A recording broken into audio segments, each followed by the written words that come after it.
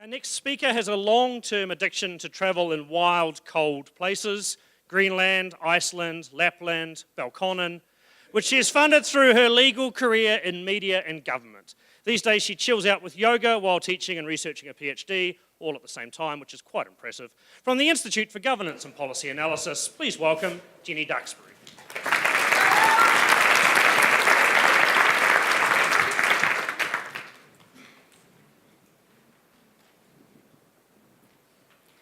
Your Honours, my project is for government lawyers what Lonely Planet is for travellers.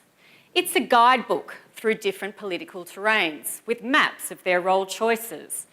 The advocate who argues the case for government, the advisor who explains the law, the scholar who researches legal policy, and the pragmatist who engineers legal solutions. But why should you care about government lawyers? Well, it's they who advise government to comply with the law and protect our rights. They defend the rule of law. Sometimes politicians don't want legal advice. They want decisions legitimised. And lawyers face choices. Consider the lawyers who advised President Bush that the waterboarding of prisoners of war wasn't torture. Now, the torture lawyers, as they're now known, made bad choices to be advocates for an inhumane government policy. But there's little in the rule books to guide lawyers in that kind of difficult politics. My guide can fill that niche, but I need your help to road test it. With $3,000, I can transcribe the experiences of 50 government lawyers and decision makers in difficult politics.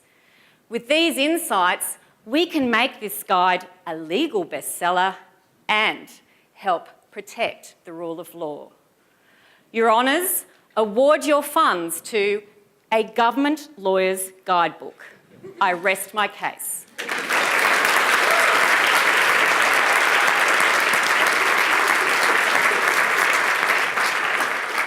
And do we have a question for Jenny? We do. Thank you, Jenny. Lovely. So this will be an Australian jurisdiction that you're aiming for to begin with, your pilot study. Yes. And do you imagine that this is something that can translate to other jurisdictions across the world? Yes, actually, I think that there's a broader market for this than just Australian lawyers. I think it will be read by lawyers in other common law countries like New Zealand, England, Canada, and the United States potentially, and also by decision makers who need to instruct lawyers and people who are interested in the rule of law and the role of experts in democracy. Lovely, thank you. Thank you, Jenny.